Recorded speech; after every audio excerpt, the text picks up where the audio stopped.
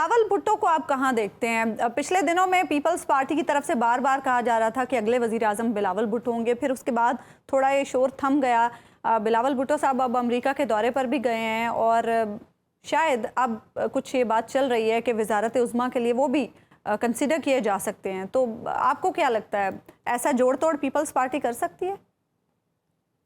करने को तो ज़ाहिर कर सकती है, लेकिन जो मेरी इत्तलात हैं वो ये कि दुबई में बिलावल और मरियम के नाम जो है ना वो फिगर आउट नहीं हुए। अच्छा। हो सकता है कि आइंदा की मुलाकात में हो जाएं। जो बात हो रही है वो ये कि नवाज शरीफ साहब को चौथी मरतबा वज़ीर आज़म बनाने की या फिर आसिफ अली जरदारी। और जो शहबाज शरीफ साहब के बारे में पीपल्स पार्टी कह रही थी, बिलावल साहब ने फ्लोर पर खड़े होकर ये कहा कि असेंबली के फ्लोर पर कि हमारे शहबाज शरीफ साहब नून लीग से ज़्यादा हमारे वज़ीर आज़म हैं, तो ये बात भी चल रही थी कि पीपल्स पार्टी के लिए शहबाज शरीफ साहब ज़्यादा काबिल कबूल होंगे अगले वज़ीर आज़म के तौर पर।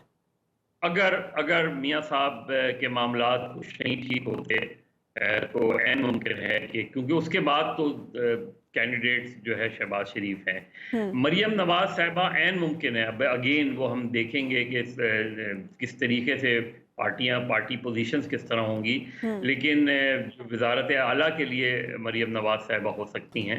आसिफ अली जरदारी का नाम लिया आपने, ये बड़ा दिलचस्प नाम नहीं होगा पाकिस्तान की वजारत उज़्मा के लिए?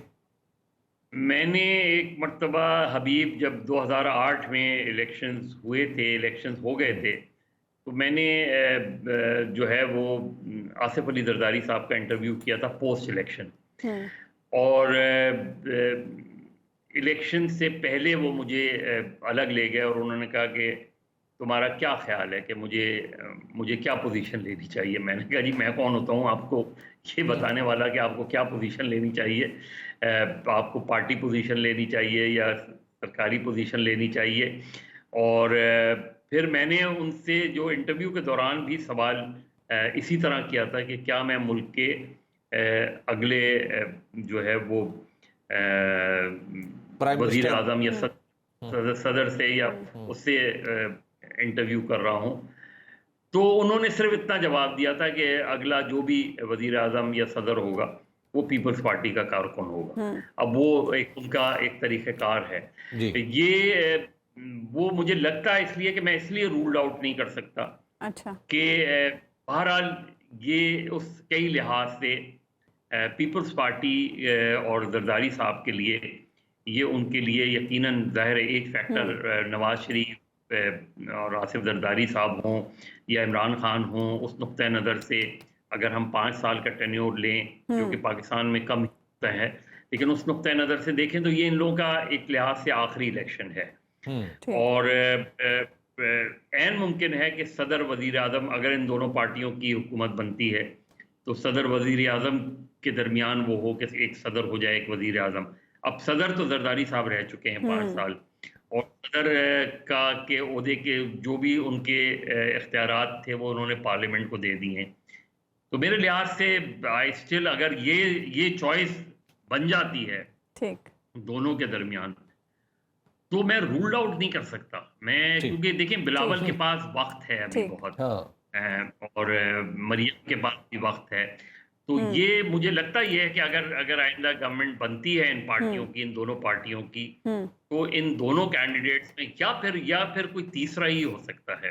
ये दो भी नहीं होंगे, फिर कोई तीसरा हो सकता है, क्योंकि हमारे यहाँ पॉलिटिक्स इसी तरह वो चलती है। क्योंकि बिलावल को आई डाउट के जरदारी साहब इस वक्त वो देख रहे हैं, उन्होंने एज ए फॉरेन मिनिस्टर जिस तरह उन्हें ग्रूम किया है, वो फिर आइंदा अगर और सालों में अगर फर्ज करें पीपल्स पार्टी का ही वजीर आजम बनता है और बिलावल तो, और फर्ज करें जरदारी साहब ही बनते हैं, तो Bilawal Bhutto as a foreign minister continue कर सकते हैं। या उनको अगर जिस तरह एक इत्तलात ये भी हैं कि मुराद अली शाह को एज ए फाइनेंस मिनिस्टर लाने की भी है, पीपल्स पार्टी के गेम प्लान का हिस्सा है। तो ये सारी चीजें हैं, लेकिन सारा ये रिवॉल्व करती है कि पीटीआई का मुस्तकबिल क्या है। पीटीआई एज ए पार्टी अभी भी जो है वो उनकी एक बड़ी सपोर्ट हासिल है, उनको वोटर्स की बड़ी सपोर्ट हासिल है, ऑर्गेनाइजेशनली वो अपने आप को रीग्रुप करने में लगे हुए हैं, ठीक। लेकिन उनको जाहिर है मेन स्ट्रीम पॉलिटिक्स करने में मुश्किलात का सामना है।